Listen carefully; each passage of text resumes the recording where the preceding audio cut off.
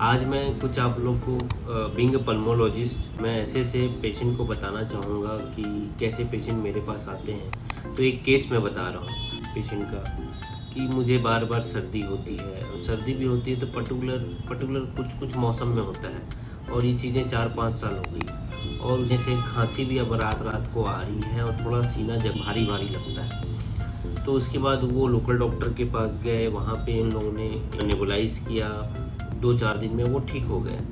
फिर जैसे नेबुलाइज़ करके हो गया, दवाइयाँ बंद कर दिए, दोबारा से फिर इनको नाइट में खांसी होने लगा, ये सब चीज़ की दिक्कत है। जी हाँ दोस्तों, तो मैं बताना चाहूँगा ये जो केस है पर्टिकुलर, ये एलर्जिक राइनाइटिस विथ अस्थमा है। कई बार पेशेंट को पता नहीं रहता और डॉक्टर को भी नहीं समझ में आता कि चीज़ें चल क्या रही है, इनको खांसी ऐसे ही होगा, और उस समय नेबुलाइज़ कर दिया, और इन लोग जैसे ही ठीक होते हैं फिर दवाइयाँ बंद कर देते हैं।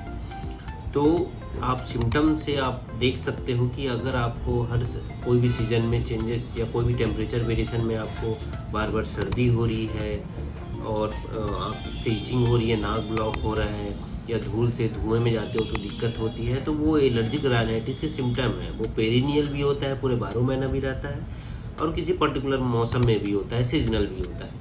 और यही चीज़ है एलर्जिक राइनाइटिस। अगर इसका सही से इलाज नहीं हुआ, ट्रीटमेंट नहीं हुआ, परमानेंट ट्रीटमेंट नहीं हुआ, तो ये अस्थमा में कन्वर्ट हो जाता है, जैसे कि इन पेशेंट को हुआ। इनहेलर चालू करना बहुत ज़रूरी हो जाता है, और इनकी इनहेलर काफ़ी समय तक चलता है। तो जी हाँ दोस्तों, मैं ये बोलना चाहूँगा कि एलर्जिक राइनाइटिस जो सिंपल चीज़ें होती हैं, हम लोग कई बार मोंटेलिवाज खा के या कुछ चीज़ें से अवॉइड करते रहते हैं, हम ज़्यादा नहीं सोचते, लेकिन वो बाद में जाके अस्थमा कन्वर्ट होता है। इसलिए मैं बोलना चाहूँगा कि जितने भी एलर्जिक राइनाइटिस के पेशेंट हैं जो मेरा वीडियो सुन रहे हैं, उनको मैं ये बोलना चाहूँगा एटलीस्ट इसका जो परमानेंट ट्रीटमेंट है, इम्यूनोथेरेपी, वो करवा लें और इससे ख़त्म करें।